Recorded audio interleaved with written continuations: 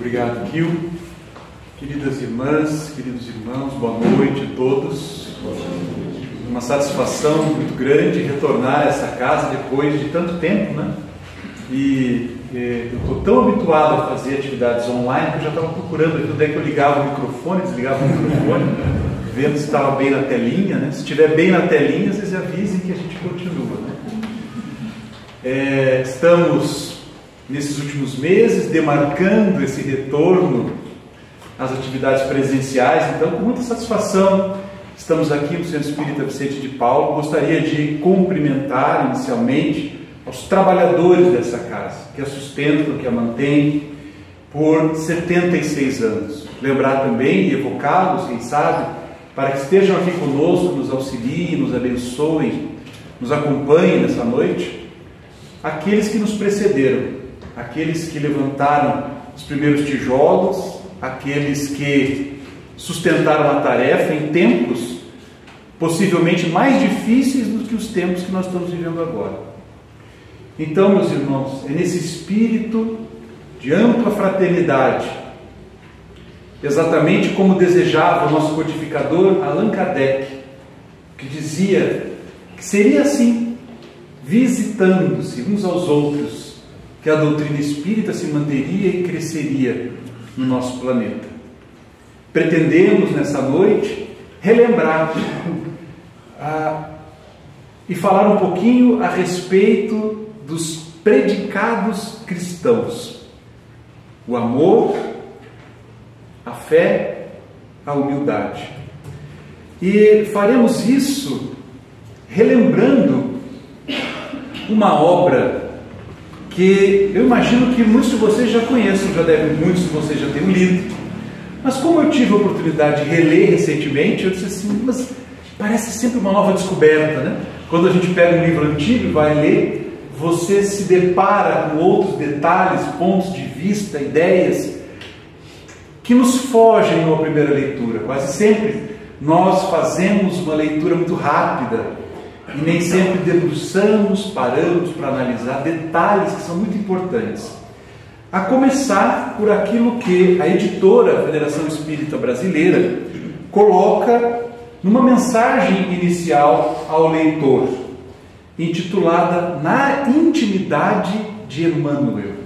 Sabemos que o livro vai retratar um período em que esse espírito, que é o mentor do grande médium Chico Xavier, e que tem nos legado, ou melhor, nos legou, enquanto Chico esteve conosco, dezenas, ou melhor, centenas e centenas de mensagens que compõem o maior estudo a respeito dos evangelhos que se tem notícia, sem dúvida nenhuma. Aquele compilado, publicado recentemente pela Federação Espírita Brasileira, e que nos traz toda a coleção Fonte Viva, versículo por versículo, ordenado, sempre com textos de Emmanuel, é um acervo que merece ser analisado, estudado, com bastante cuidado, porque ali nós temos a interpretação deste espírito de escola, experiente, vivido, que já há 2000 anos teve a sua oportunidade redentora. Encontrou-se Emmanuel por 2 oportunidades com o próprio Cristo. E ele dirá na apresentação da obra que escrever agora, em 1938, ao longo de 3 meses e meio, imagine, gente, Chico Xavier psicografou essa obra em 3 meses e meio, mais precisamente de 24 de outubro de 1938 a 9 de fevereiro de 1939, na intimidade do Centro Espírita Luiz Gonzaga, em Pedro Leopoldo, a cidade natal do médium Chico Xavier. O grupo de amigos, é a este grupo de amigos que sustentavam a tarefa, que trocavam os papéis, enquanto a mão escrevia folhas, textos, mensagens, uma após a outra, madrugada dentro. Este grupo que sustentava a tarefa, é a este grupo que ele dirigirá as primeiras mensagens, dizendo assim: agora verificareis a extensão das minhas fraquezas do passado. Esta obra é a minha confissão e espero que seja um roteiro para todos. Para mim, essas recordações têm sido muito suaves em alguns momentos, mas também muito amargas em outros momentos. Porque Emmanuel vai se recordar do tempo em que ele era o senador Públio Lentulus, o senador do Império Romano, casado com Lívia e que tinha uma filha. A esposa grávida descobre, Lívia, que a sua filha estava acometida da mais terrível das doenças da época. Descobriram os familiares que o anjo das suas vidas, e só nós que somos pais sabemos o que significa ver a dor, ou a doença, ou as dificuldades alcançando a vida dos filhos, não é verdade? Quando não há dor maior, não é? A gente, se pudesse, trocaria de lugar, se pudéssemos, sem dúvida nenhuma. Então nós vamos encontrar este casal em Roma, a sede do Império Romano, o grande senador de uma das famílias mais tradicionais, que mais entregou ao Senado e ao período que antecedeu o Império, a República Romana, homens públicos, o próprio bisavô de Públio Lentulus, também chamado Públio Lentulus, porque a família mantinha a tradição do nome, seu bisavô já havia ocupado grande cargo político na época. Ele então, no primeiro capítulo, encontra-se com um amigo e eles conversam. Ele diz assim: que teria feito, olha o pensamento já de Emmanuel, ou melhor, de Públio Lentulus, que teria feito a pequena Flávia, com apenas 7 anos, para merecer tão horrendo castigo das potências celestiais? Quantos de nós já não fizemos semelhante questionamento? Que teriam feito aqueles que na tenra idade apresentam lesões, traumas, doenças congênitas, doenças de nascimento, dificuldades as maiores? Onde encontrar as explicações? E quantos não atribuímos estas dificuldades todas a um incompreensível castigo das potências celestiais de Deus? Particularmente, tenho comigo que teria muita dificuldade de compreender estas tantas desigualdades que o mundo apresenta, as desigualdades sociais, as desigualdades de cor, as desigualdades de condição de nascimento, em que uns nascem no berço de ouro, com tudo encaminhado, tudo a seu favor, enquanto outros nascem em condições de de profundas lutas e grandes dificuldades. Como compreender todas essas dificuldades se não cogitarmos daquilo que explica o Espiritismo, que nos fala de uma pré-existência? Lembremos que a grande maioria do mundo ainda tem a visão da unicidade das existências, enquanto o Espiritismo preconiza em um dos seus princípios básicos a pluralidade. Sim, nós já vivemos antes. E daí, nesse passado causal, nessas vidas passadas, essas vidas anteriores, nós vamos encontrar as causas das aflições dos dias atuais, as causas das desigualdades a que estamos submetidos nos dias atuais. Por que que eu estou aqui? Por que que eu nasci aqui? Por que que eu nasci assim ou assado? Não é? Por quê? Como entender? Para compreendermos com a mensagem espírita que a lei de amor, pois que lei divina nos oferece o melhor. Então, recebemos exatamente aquilo que precisamos. Mas o senador buscava, nesse diálogo com um amigo, as razões para compreender por que uma filha de 7 anos já está com uma doença como essa. Ele dirá que tem estado também muito confuso, com a mente muito agitada, porque recorrentemente tem sonhado que ele no passado fora um político e nesta condição política havia abusado dos poderes que tinha, torturando, realizando perseguições, desmandos, ordens as mais equivocadas.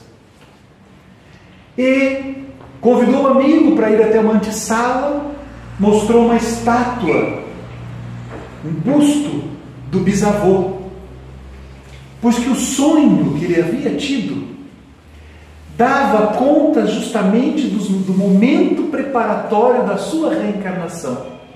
Ele ouvia um mentor espiritual, alguém que lhe dizia: retornarás, meu amigo, para ajustar as contas com a própria consciência. Terás a oportunidade de viver novamente no ambiente do poder romano, mas agora é a sua chance derradeira, a sua oportunidade de refazimento, de reconstrução. Viverás os amargores que são necessários para o teu aprendizado. E ele então mostra o busto e o amigo fica impactado com a semelhança das expressões físicas. Abre uma gaveta e tira dali correspondências, textos escritos pelo bisavô, arquivados pela família até hoje, e ele identifica e reconhece que a caligrafia era muito semelhante. Ele então trazia estas elucubrações à mente, todas cerceadas pela razão do momento, pois que ele adorava os deuses romanos, desconhecia este pensamento da pré-existência, mas sentia tudo aquilo como algo que lhe confundia. É nesse ambiente que ele, então, receberá a sugestão do amigo de que buscasse as terras da Palestina, deixasse o convívio do ambiente político de Roma, para quem sabe encontrar nas terras da Galileia, no frescor daquela região que ficava no entorno do lago de Genezaré, o mar da Galileia, quem sabe ali ele pudesse encontrar as energias que fossem salutares para a filhinha E ele então estabelece que logo após o nascimento do filho, ele faria isso. E assim se dá.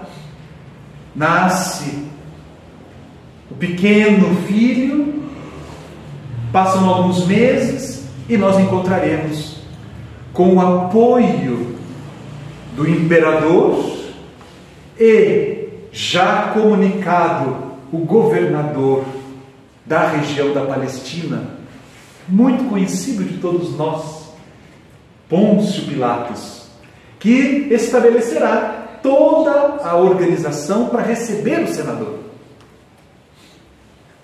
no porto de Hóstia e ali seguir caminho em direção.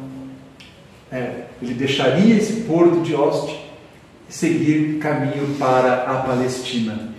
Ali será recebido pela corte de Pôncio Pilatos.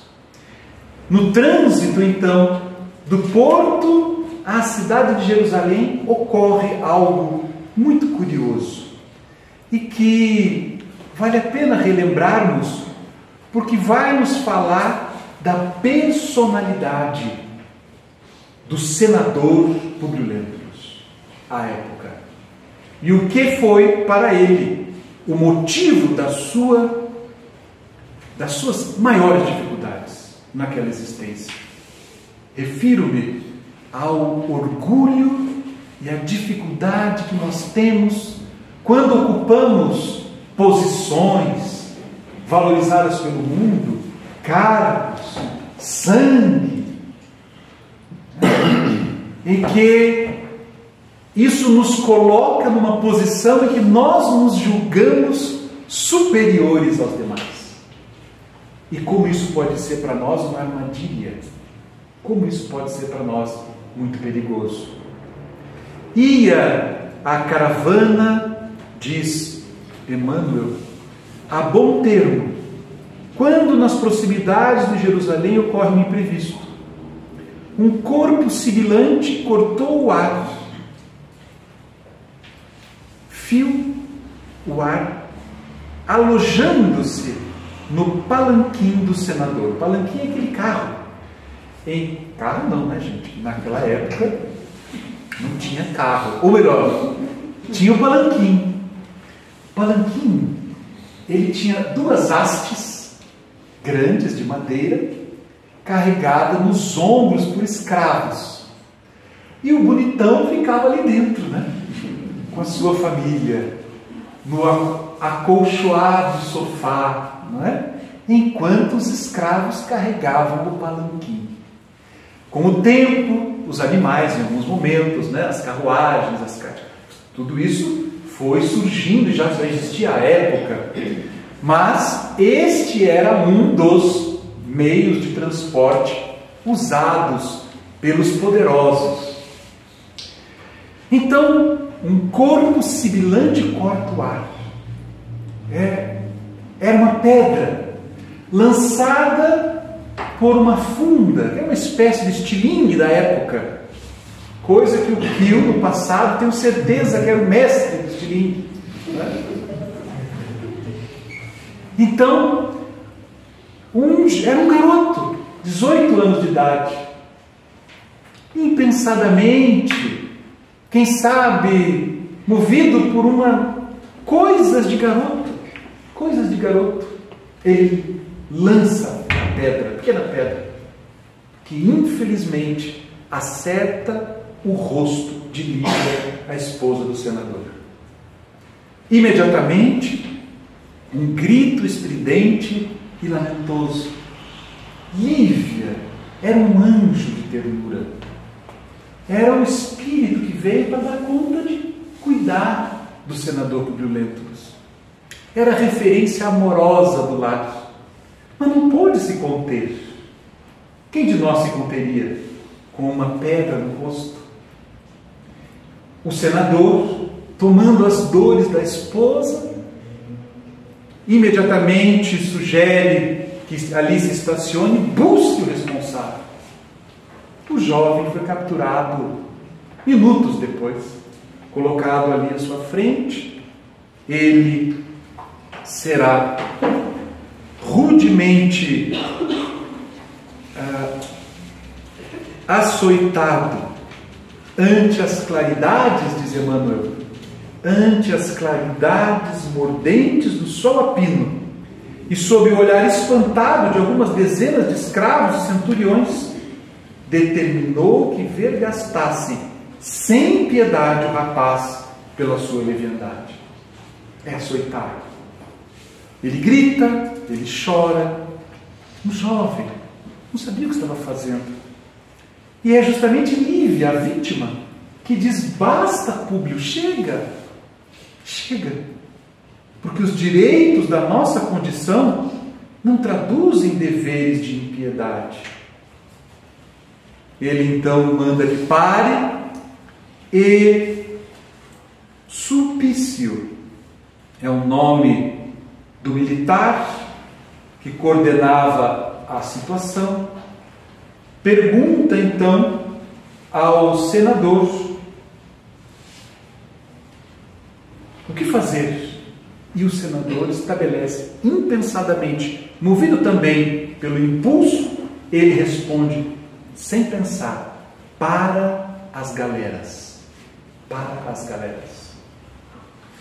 Meus irmãos, as galeras, ao tempo do Cristo, a condenação às galeras representava quase sempre uma condenação de longa duração e a morte. Mal sabia o senador que estes que eram levados às galeras, muitas vezes, como foi o caso nesta ocasião, eram vendidos pelos administradores como escravos. Rapidamente, o jovem chegou e este foi o seu destino, infelizmente. A caravana segue, todos em silêncio, pois que a punição tinha sido desproporcional. Pilatos recebe a comitiva e alguns dias depois nós vamos encontrar alguém que bate a porta, André de Gioras. Era o pai do garoto, pedindo ao senador que liberasse o filho da condenação. E ele responde com frieza: como ousa discutir minhas determinações? Não posso modificar as minhas deliberações, estranhando que um judeu ponha em dúvida a ordem e a palavra de um senador do império, formulando reclamações desta natureza. Por que não educaste bem seu filho? Impiedosamente manda que o homem se retire e ele ali mesmo fará, com o pensamento, prometerá vingança. Ele será o responsável, nós vamos fazer um salto quântico, como diz Divaldo, ele será o responsável no futuro pelo sequestro do filho do senador Publio Lentulus, neste plano de vingança, porque nunca mais viu o filho. Nunca mais viu o filho. No dia seguinte, o senador, que não havia dormido bem, conversa com a esposa e arrepende-se.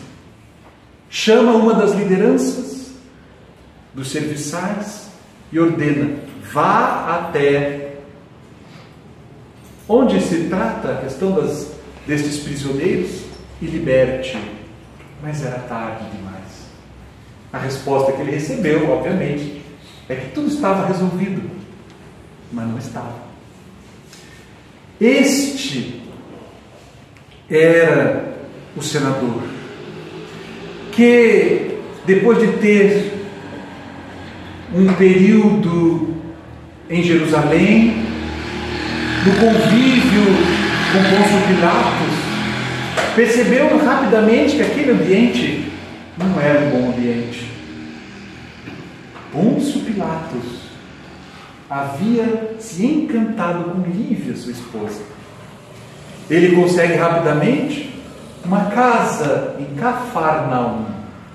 Que coisa maravilhosa! O melhor lugar para onde eles poderiam mudar-se.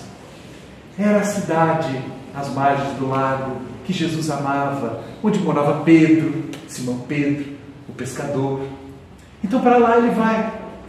E as serviçais cristãs passam a lhe falar sobre um homem que andava naquelas regiões, esclarecendo, curando, orientando, atendendo a todos, pregando, falando de uma vida nova. Ela se encanta e cogita: não poderia este homem curar Flávia, nossa filha, da doença terrível? E solicita ao senador Publio Lentulus que leve a criança, ou que busque a Jesus. Ao que ele responderá insistentemente por um longo período: jamais. Como que um senador vai curar um destes tantos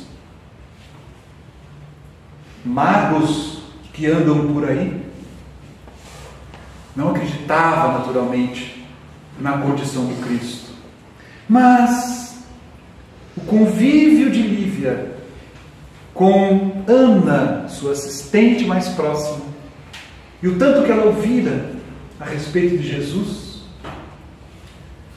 acaba chegando também na intimidade de Flávia.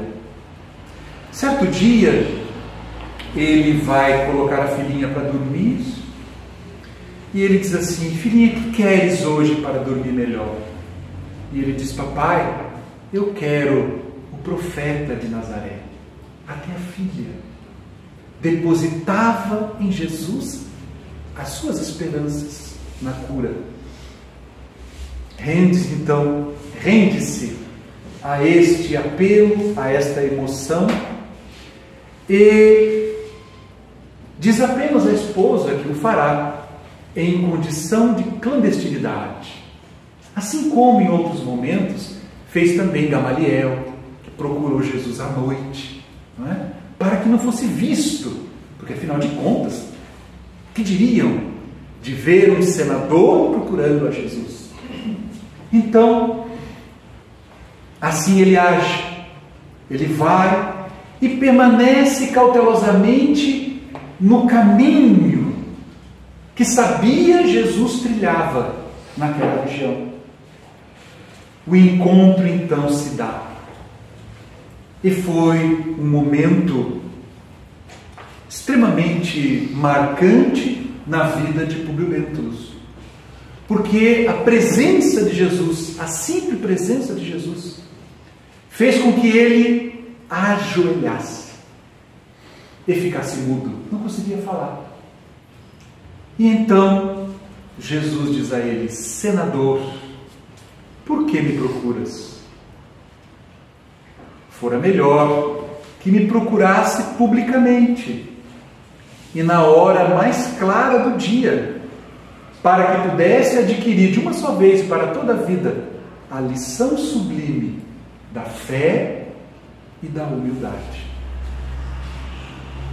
Não venho, disse Jesus, buscar agora o homem de estado superficial, orgulhoso, poderoso, que só os séculos de sofrimento podem encaminhar ao regaço de meu Pai.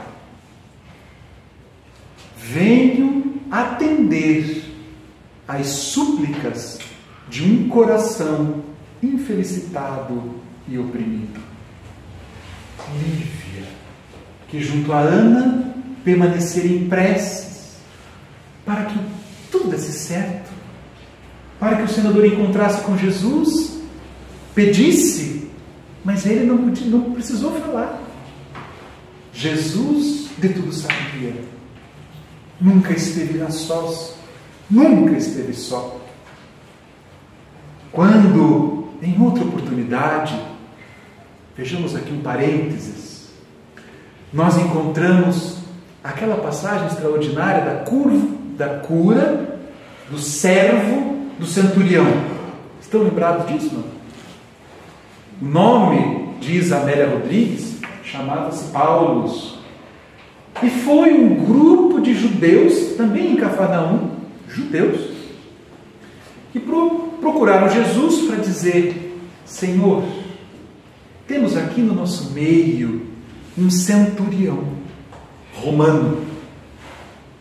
Não é judeu, mas é um homem de bem. Ele nos ajudou a construir o templo de Cafarnaum, a sinagoga, perdão. Ele nos ajudou na construção da sinagoga de Cafarnaum.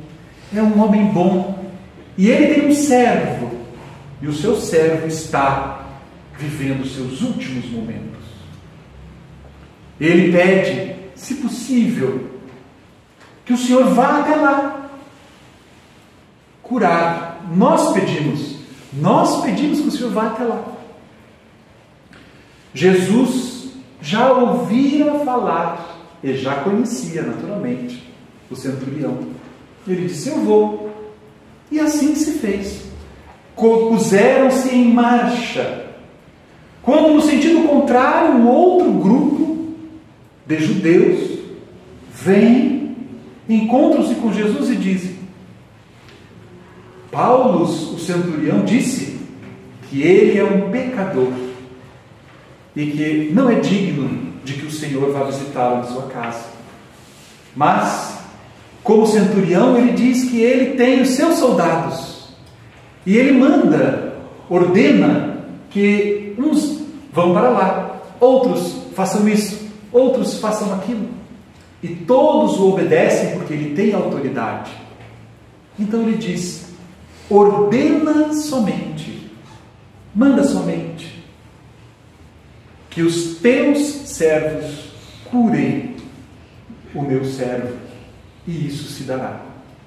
Jesus, impactado ante a posição do centurião, afirmaria: nunca em todo Israel se viu uma fé como essa. E o servo ficou curado. Logo mais a notícia chegaria de que ele estava bem. Então, Lívia e Ana, à distância, oravam pela cura da filhinha. E o Cristo atende neste encontro. Eu não venho agora atender ou buscar o homem de estado, orgulhoso, poderoso, este, só os séculos. Mas venho atender às súplicas de um coração desditoso e oprimido.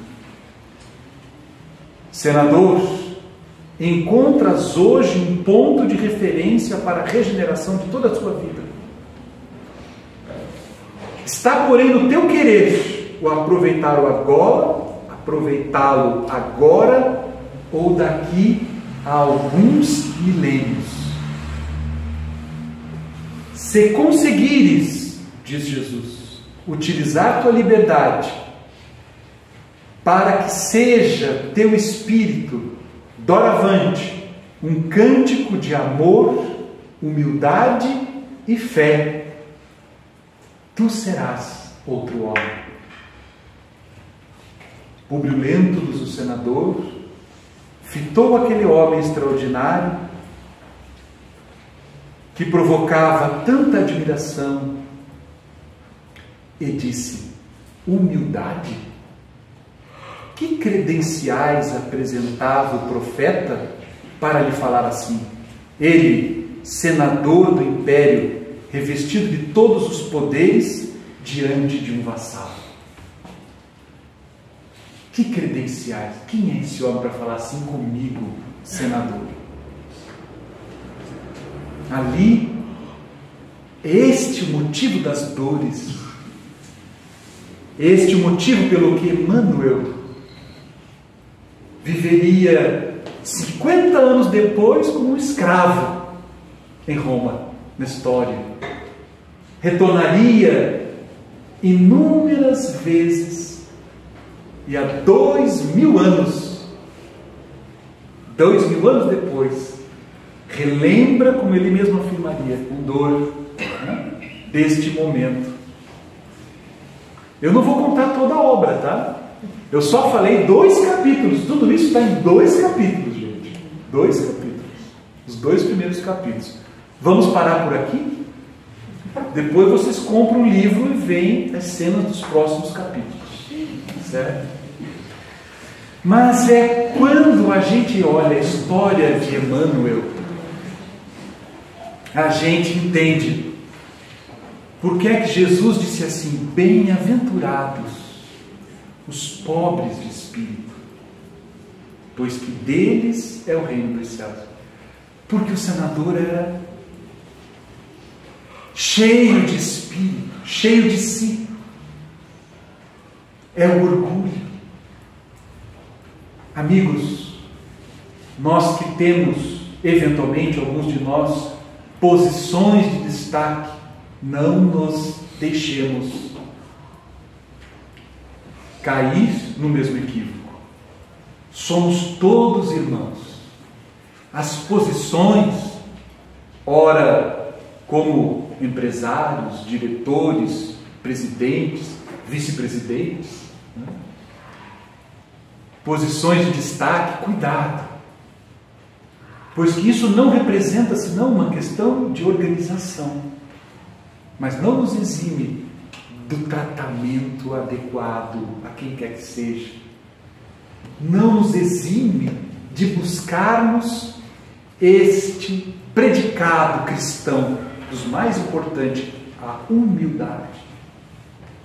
Não nos esqueçamos que foi Jesus que cingiu-se de uma toalha naquela que seria o seu último encontro, sua última noite com os apóstolos, e lavou os pés dos discípulos um após o outro. Não nos esqueçamos que foi Ele que, percebendo também a distância, o burburinho entre os apóstolos que vinham conversando pelo caminho, quando eles chegam, eles que vinham discutindo pelo caminho. E então alguém disse assim, constrangidos, né? Como crianças flagradas aprontando, né? Ele dizia assim: a gente vinha discutindo aqui quem de nós é o maior, quem de nós é o preferido, quem de nós será o sucessor, enfim. E Jesus responderá, né?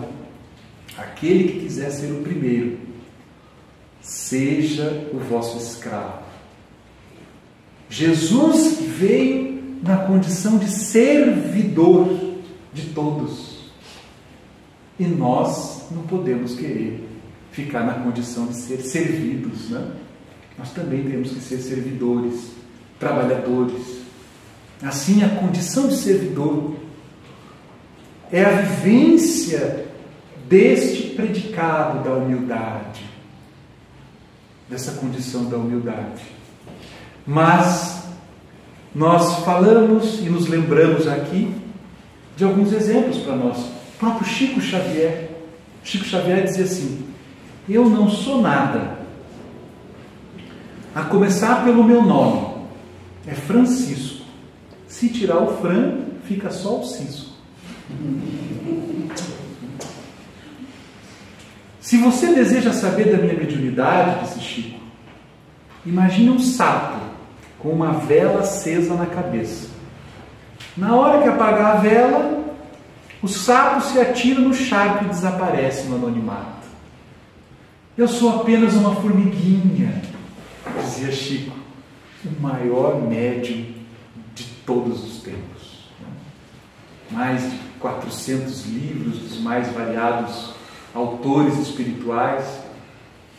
Talvez nos nossos tempos, na minha opinião, me permitam, é a alma que mais representa o verdadeiro cristão, é Chico Xavier, que passou pela Terra nos tempos atuais.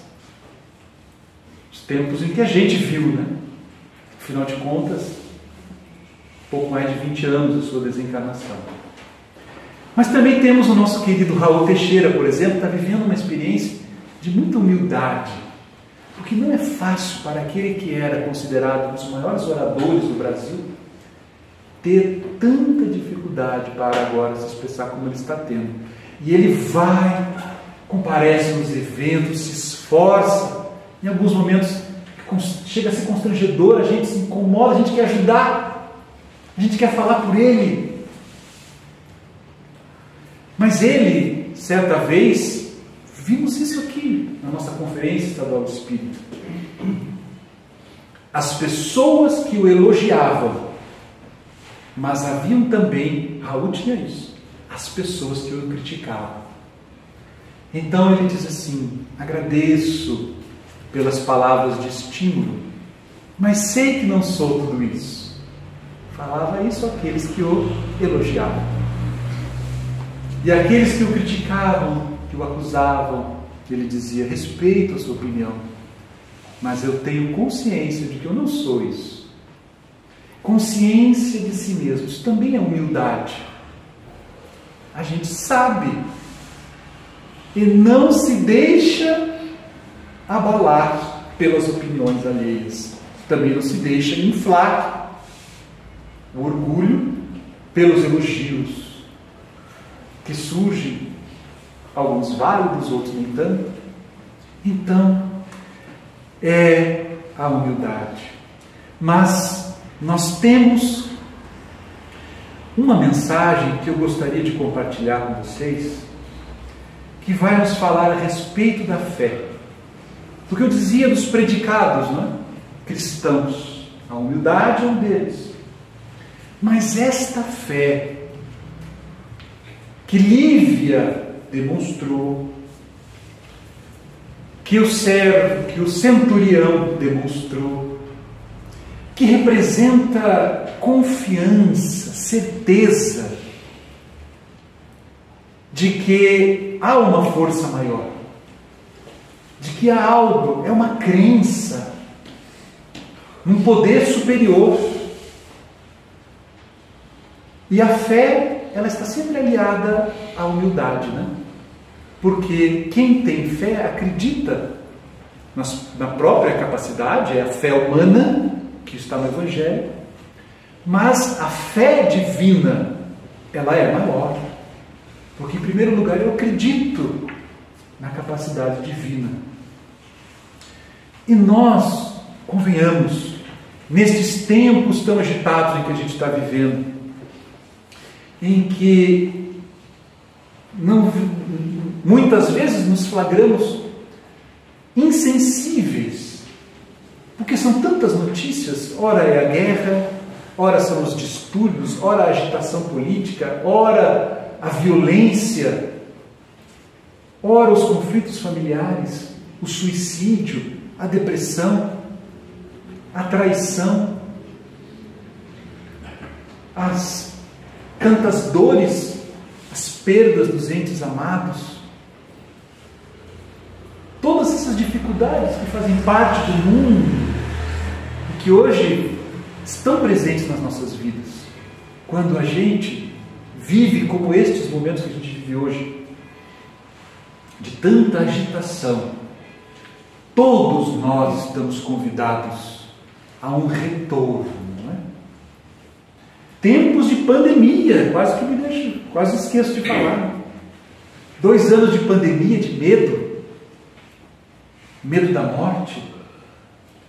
Mas o momento agora, passado este ano, que foi o ano de 22, de transição, agora em 2023, quando as coisas estão um pouco mais asserenadas no que diz respeito à doença tão difícil, é tempo de retomarmos isso aqui que nós estamos vivendo hoje. Retomarmos as questões religiosas, aqueles que fraquejamos um pouquinho, que nos deixamos abalar, que nos distanciamos.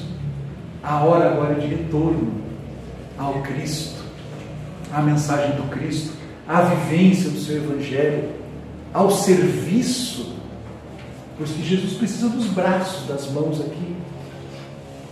Então, é preciso viver pela fé. E essa é a mensagem que eu separei para a gente concluir o nosso pensamento de hoje. É uma mensagem de Emmanuel, da obra Caminho, Verdade e Vida. Viver pela fé. E traz uma epístola de Paulo aos Romanos. Mas o justo viverá pela fé. Na epístola aos Romanos, Paulo afirma que o justo viverá pela fé. Não poucos aprendizes interpretam erradamente a assertiva. Supuseram que viver pela fé seria executar rigorosamente as cerimônias exteriores dos cultos religiosos. E não é isso. Infelizmente não é isso. Porque se bastasse atender a uma série de questões de ordem exterior, basta frequentar o centro uma vez por semana, né? Que teremos uma pousada de frente para o lago das águas lá em nosso lar, né? Basta isso, bastaria, mas não é assim. Então, não poucos aprendizes interpretaram erradamente. Supuseram que viver pela fé seria executar rigorosamente as cerimônias exteriores dos cultos religiosos. Não é de hoje, né? No tempo do Cristo, os fariseus, seguidores fiéis de tudo aquilo que estava escrito no Torá. Se tem que levantar, levanta, se tem que sentar, senta, se tem que escrever, escreve, se tem que fazer, se tem que visitar, se tem que sacrificar, você tem que ir na festa tal, fazer isso, fazer aquilo outro, os rituais, as cerimônias. E isto é religiosidade? Às vezes, vivendo aquilo de coração não está presente, só o corpo. É uma questão material, não é isso. Viver pela fé não é isso. Frequentar os templos, harmonizar-se com os sacerdotes, respeitar a simbologia sectária, indicariam a presença do homem justo. Mas nem sempre vemos o bom ritualista aliado ao bom homem. Olha que frase interessante. Nem sempre vemos o bom ritualista aliado ao bom homem. O cumpridor dos ritos não necessariamente é um homem de bem, conforme prescreve o Evangelho segundo o Espiritismo. E mais importante é ser um homem de bem do que prescrever os rituais. São as armadilhas do mundo, né? Que nos confundem. Mas o mais importante é viver. Então, antes de tudo, diz Emmanuel, é necessário ser criatura de Deus em todas as circunstâncias da existência. Filhos de Deus.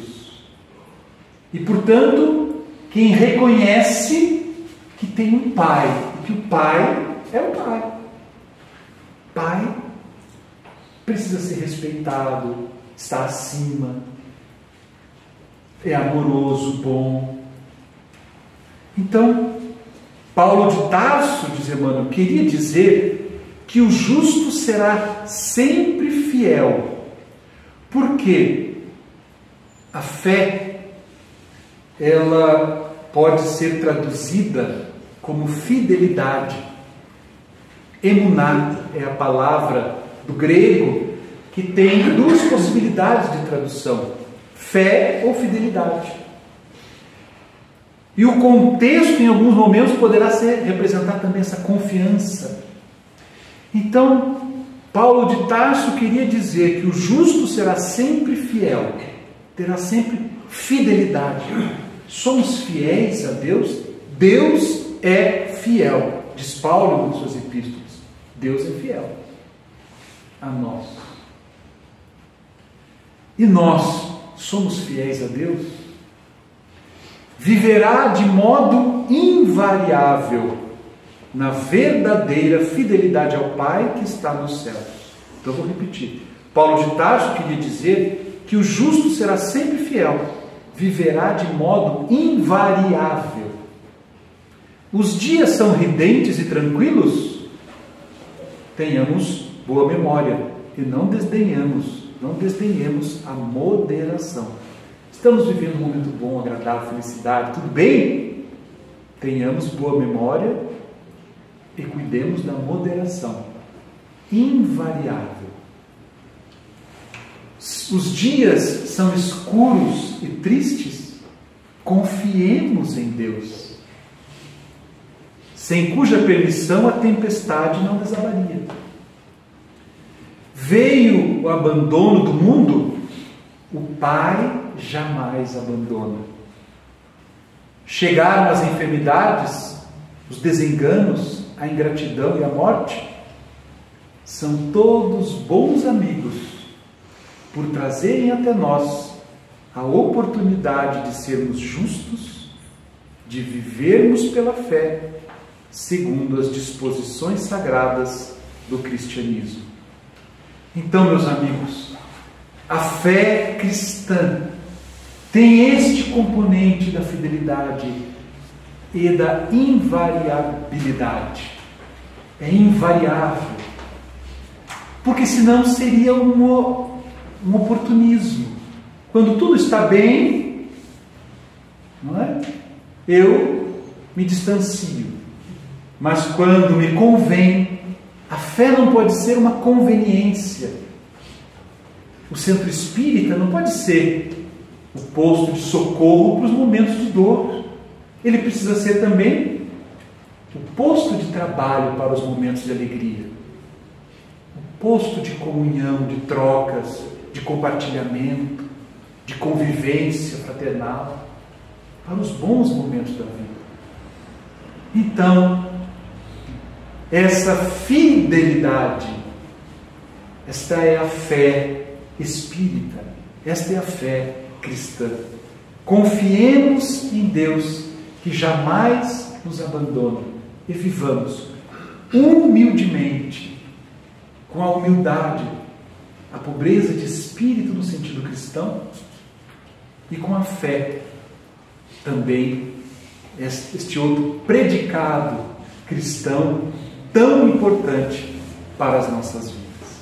Não nos esqueçamos de tantos exemplos que nós temos no nosso movimento, na nossa história, no nosso meio, tantos exemplos que nos sustentam e nos recomendam a humildade e a fé. Sigamos em paz, meus irmãos. Muito obrigado pela atenção.